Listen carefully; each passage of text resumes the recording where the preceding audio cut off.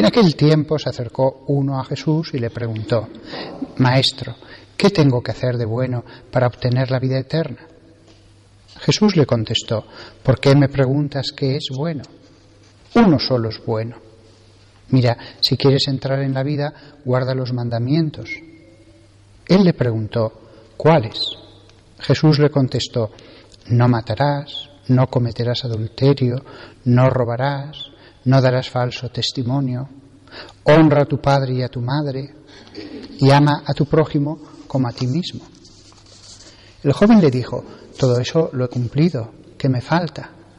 Jesús le contestó: si quieres ser perfecto, anda, vende tus bienes, da el dinero a los pobres, así tendrás un tesoro en el cielo, y luego ven y sígueme.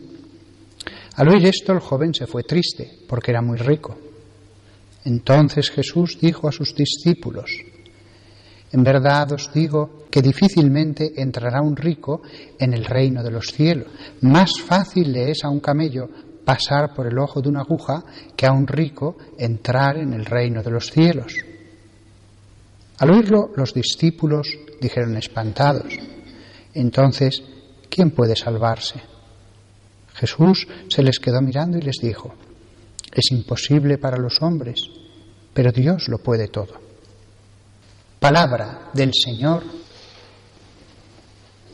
Hoy estaba pensando, a raíz de una llamada que he tenido de un joven, que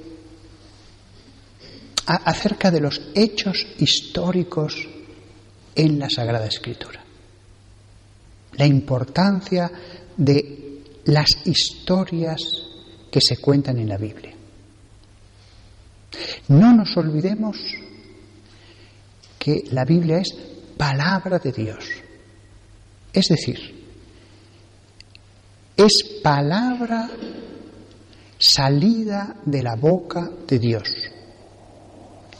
y entregada a los hombres a través de los profetas, los autores, los que intervinieron en cada uno de los libros de la Sagrada Escritura.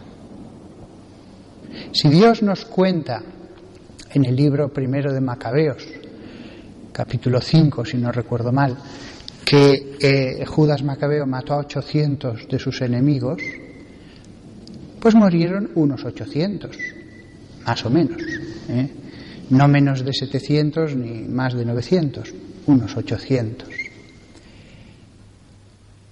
¿Eso tiene importancia? Sí, porque en la Biblia la fe y la historia están entrelazadas. No es que digan, aquí está la fe, y de paso cuento unas cuantas historias. No. La historia está entrelazada con la fe y la fe con la historia. Hoy hemos leído, por ejemplo, pues que este joven se acercó a Jesús y le preguntó: Maestro, ¿qué tengo que hacer de bueno para obtener la vida eterna? ¿Es esto necesario creerlo como parte de la fe? Sí, porque es el Evangelio. Y aunque parezca que no ha dicho nada especial, ha habido un momento en que dice Jesús le contestó, porque le dice: guarda los mandamientos. El joven le preguntó: ¿cuáles? Jesús le contestó: no matarás, no cometerás adulterio, no robarás, no darás falso testimonio, etc. Ya había una lista de los mandamientos en el libro del Éxodo. Y después, más adelante, vuelve a aparecer una segunda lista de mandamientos. La segunda lista tiene unos cambios. Recordad que las primeras tablas de la ley fueron destruidas y tuvo que volver a subir. Pues la segunda lista nos añade matices, nos añade elementos que nos dan a entender más lo que Dios quiere.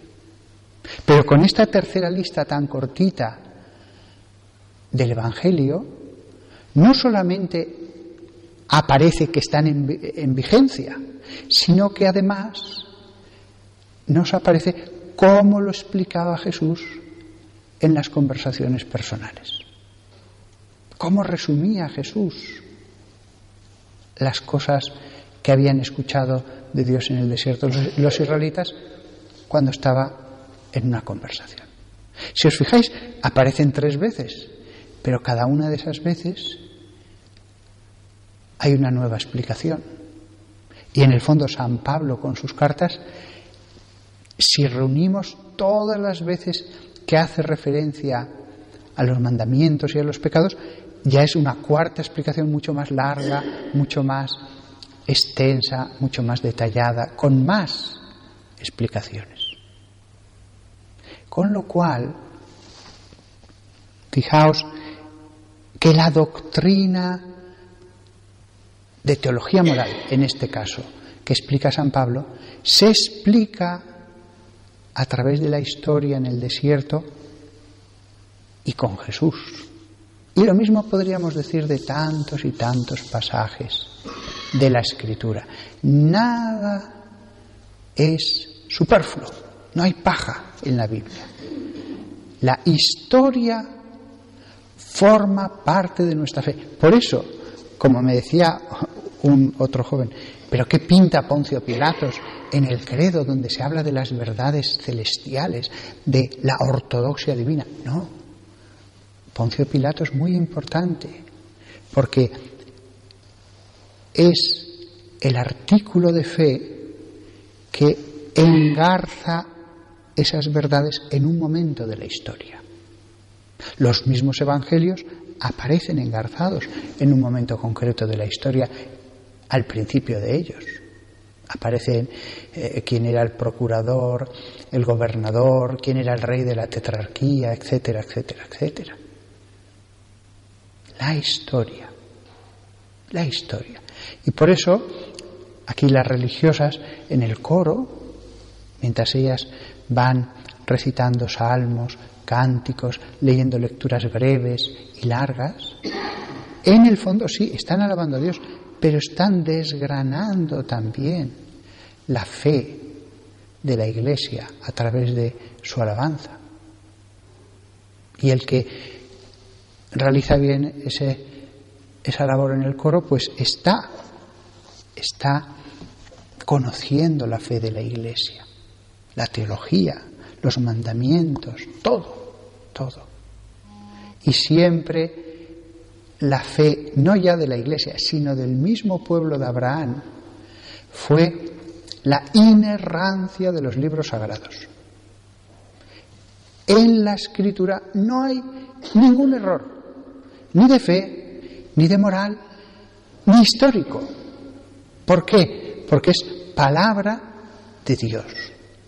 Sí, a través de San Pablo, a través de Moisés, a través de el pueblo de Abraham, antes de Moisés, a través de Ageo, pero eran instrumentos.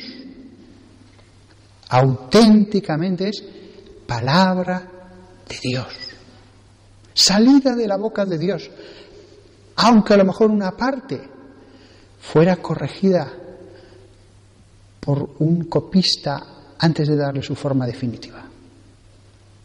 Meros instrumentos. Y se mencionan libros en la Biblia que no forman parte de la Biblia. El libro de las batallas, por ejemplo. Se mencionan pasajes del libro de Enoc que no es parte de la Biblia.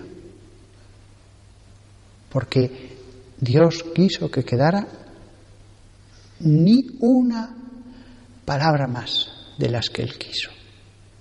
Allí vemos la labor tan bonita de los masoretas, que cada vez que acababan otra sección del rollo, en un margen ponían en esa sección cuántas letras había, por ejemplo, una R, cuántas había una S, cuántas había una V, de manera que si uno cambiaba, ponían pues 10, 15, 20 referencias. Si uno cambiaba una letra, ya cambiaba todo. No querían que se deslizase el más mínimo error, lo cual es bellísimo. No tenemos los rollos primitivos, ni los papiros primitivos, pero tenemos el texto. Y es de fe que tenemos que creer todo lo que contiene la Biblia, entendiendo que hay partes poéticas, partes sapienciales, partes históricas. Hay partes poéticas, por supuesto que sí. La misma Biblia nos enseña que es poético. Los montes saltarán como carneros y las colinas como terneros, pues eso es poético. Pero cuando murieron 800 de los enemigos tras la batalla de Judas Macabeo, fueron unos 800. O si se dice que Jesús dijo un sermón en lo alto de un monte, lo dijo en lo alto de un monte. Y si en otro pasaje de otro evangelio dice que fue en la base del monte, es que dijo 2 sermones. No fue solamente una vez. Pero eso es infalible, porque Dios no puede enseñar el error. Que todos nosotros nos acerquemos a la voz de Dios con fe, porque lo que le dijo Jesús a uno, que acaezca según tu fe. Y según la fe que tenía, le ocurrió. Pues lo mismo ocurre con la voz de Dios. El que se acerca con más fe, más fruto produce la Escritura en él. Y el que se acerca con menos, pues menos fruto va a producir en él esas aguas llenas de salud que es la Biblia.